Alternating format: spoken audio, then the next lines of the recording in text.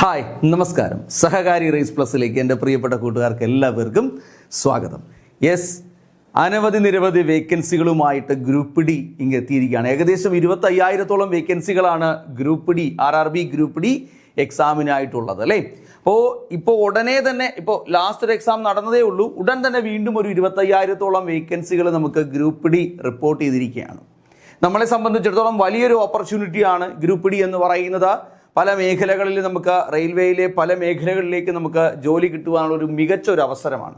അപ്പോൾ നമുക്ക് ഗ്രൂപ്പ് ഡിയുടെ സിലബസ് നമുക്ക് നോക്കാം. സിലബസിനെ സംബന്ധിച്ച് നമ്മൾ അത്യാവശ്യം മാത്സ് നമുക്ക് നന്നായിട്ട് അറിയാമെങ്കിൽ, അല്ലെങ്കിൽ നമ്മുടെ റീസണിങ് നമ്മുടെ മാത്തമാറ്റിക്സ് ഒക്കെ അത്യാവശ്യം അറിയാമെങ്കിൽ 55 മാർക്കാണ് നമുക്ക് അവിടെ നേടിയെടുക്കാൻ പറ്റുന്നത്. നോക്കിക്കേ, മാത്തമാറ്റിക്സിന് 25 ക്വസ്റ്റ്യൻസും ഉണ്ട്. അതുപോലെ തന്നെ നമ്മുടെ റീസണിങ് ഉണ്ടല്ലോ, റീസണിങ്ങിന് 30 ക്വസ്റ്റ്യൻസ് ഉണ്ട്. അങ്ങനെ 55 മാർക്കിന് നമുക്ക് എന്തുണ്ട്, മാത്തമാറ്റിക്സ് ഉണ്ട്. 55 മാർക്കിന് തന്നെ നമുക്ക്, അതായത് മാത്സ് റിലേറ്റഡ് ആയിട്ടുള്ള ക്വസ്റ്റ്യൻസ് എന്ന് പറയുമ്പോൾ എന്തൊക്കെയായിരിക്കാം? അതിനകത്ത് ഒരുപാട് കാര്യങ്ങൾ വരും അല്ലേ. നമ്മുടെ മാത്തമാറ്റിക്സ്, നമ്മുടെ PSC ഒക്കെ നമ്മൾ പഠിക്കുന്ന സാധാരണ ഉള്ള ടോപ്പിക്കുകൾ തന്നെയാണ് ചോദിക്കുന്നത്. 1-2 ടോപ്പിക്കുകൾ മാത്രം അധികമായിട്ട് നമ്മൾ വർക്ക് ചെയ്യേണ്ടി വരും, അത്രയേ ഉള്ളൂ. അതുപോലെ തന്നെ സയൻസ് ഒരു 25 മാർക്കിനുണ്ട്. അതുപോലെ തന്നെ നമ്മുടെ കറണ്ട് അഫേഴ്സ് ഒരു 20 മാർക്കിനുണ്ട്. അങ്ങനെ നമുക്ക് മൊത്തത്തിൽ 100 മാർക്കിന്റെ എക്സാം ആണ്. 90 മിനിറ്റ് ആണ് നമുക്ക് തന്നിരിക്കുന്നത്. സമയം വളരെ കുറവാണ്, അതാണ് വിഷയം. 55 അതായത് 25 മാത്സും അതുപോലെ തന്നെ 30 റീസണിങ്ങും ഉണ്ട്. ഈ 55 ക്വസ്റ്റ്യനിൽ ഏകദേശം ഒരു 50 എണ്ണമെങ്കിലും നമുക്ക് ക്രാക്ക് ചെയ്യാൻ പറ്റിക്കഴിഞ്ഞാൽ, നമുക്ക് അടിക്കാൻ പറ്റിക്കഴിഞ്ഞാൽ ഉറപ്പായിട്ട് നമുക്ക് ഗ്രൂപ്പ് ഡി എന്ന് പറയുന്ന ആ ഒരു ജോലിയിലേക്ക് നമുക്ക് എത്തിച്ചേരാൻ പറ്റും. വളരെ വലിയ ഒരു പേ സ്കെയിൽ തന്നെയാണ് ഇപ്പോൾ ഗ്രൂപ്പ് ഡിക്ക് ഉള്ളത്. പുതിയ പേ കമ്മീഷനൊക്കെ എത്തിക്കഴിഞ്ഞു. അപ്പൊ നമുക്ക് എന്ത് ചെയ്യാം, നമുക്ക് അതിൻ്റെ ഒരു സിലബസിലേക്ക് പോവാം. നോക്കൂ, സിലബസ് നമ്മൾ നോക്കുമ്പോൾ മാത്തമാറ്റിക്സിന് തന്നെ ഏകദേശം ഒരു 20ഓളം നമുക്ക് ടോപ്പിക്കുകളാണ് ഇതിനകത്തുള്ളത്. നമ്പർ സിസ്റ്റം നമുക്ക് സാധാരണ നമ്മൾ പഠിക്കുന്ന സാധനം തന്നെയാണ്. അതിനകത്തുള്ള decimal, LCM and HCF, ratio and proportion, mensuration. ഇത്തിരി വിശാലമായിട്ട് പഠിക്കേണ്ട ഒരു ടോപ്പിക്കാണ് മെൻസുറേഷൻ എന്ന് പറയുന്നത്.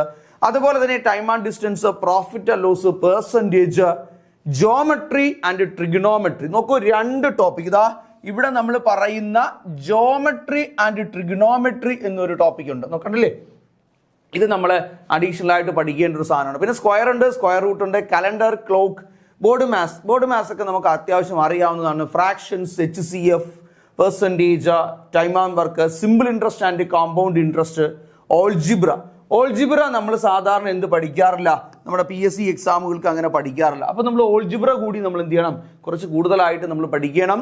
പിന്നെ സ്റ്റാറ്റിസ്റ്റിക്സ് ഉണ്ട്, ഇത് നമ്മൾ പഠിക്കാറില്ല. നമ്മൾ സ്റ്റാറ്റിസ്റ്റിക്സ് കൂടി നമുക്ക് എവിടെ ഉൾപ്പെടുത്തേണ്ടി വരും, ആ ഗ്രൂപ്പ് ഡി എക്സാമിന്. സാധാരണ മീൻ, മീഡിയൻ, മോഡ്, അതുപോലെ തന്നെ വേരിയൻസ്, റേഞ്ച്, അതുപോലെ സ്റ്റാൻഡേർഡ് ഡീവിയേഷൻ, അതുവരെയുള്ള ടോപ്പിക്കുകൾ മാത്രം നമ്മൾ എന്ത് ചെയ്താൽ മതി, നമ്മൾ അത്യാവശ്യം സ്റ്റാർട്ടിലൊന്ന് നമ്മൾ നോക്കിയിട്ട് പോയാൽ മതി. നമുക്ക് എന്ത് ചെയ്യാൻ പറ്റും, അതിനകത്തുള്ള ക്വസ്റ്റ്യൻസ് ഒക്കെ നമുക്ക് ചെയ്യാൻ പറ്റും. അതുപോലെ തന്നെ age calculation, pipe and system, അതുപോലെ തന്നെ ഇതിനകത്ത് ആവറേജ് എന്ന് പറയുന്ന ടോപ്പിക്ക് ഇവർ വിട്ടുപോയി കേട്ടോ. ആവറേജ്, അങ്ങനെയുള്ള ടോപ്പിക്കുകളെല്ലാം നമ്മൾ എന്ത് ചെയ്യണം, ഇച്ചിരി വിശാലമായിട്ട് നല്ല രീതിയിൽ ഒരുപാട് ക്വസ്റ്റ്യൻസ്, പ്രീവിയസ് ക്വസ്റ്റ്യൻസ് ഒക്കെ നല്ല രീതിയിൽ നമ്മൾ വർക്കൗട്ട് ചെയ്ത് പോയി കഴിഞ്ഞാൽ നമുക്ക് എന്ത് ചെയ്യാൻ പറ്റും, 20 ചോദ്യങ്ങളുണ്ടെങ്കിൽ, നമുക്ക് 25 ചോദ്യങ്ങളുണ്ടെങ്കിൽ ഏകദേശം ഒരു 25 എണ്ണവും നമുക്ക് എന്ത് ചെയ്യാൻ പറ്റും, നമുക്ക് ഉറപ്പായിട്ട് നമുക്ക് സ്വന്തമാക്കാൻ പറ്റുന്ന ഒരു ടോപ്പിക്ക് തന്നെയാണ് ഏതെന്ന് പറയുന്നത്, മാത്തമാറ്റിക്സിലെ ഉള്ളത് അല്ലേ.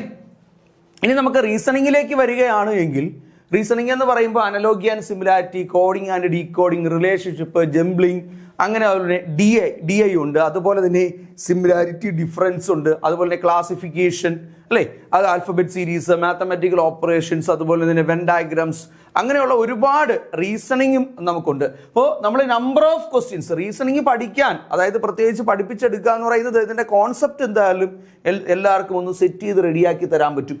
അതുപോലെ തന്നെ പ്രീവിയസ് ക്വസ്റ്റ്യൻസ് നമ്മൾ പ്രാക്ടീസ് ചെയ്യണം.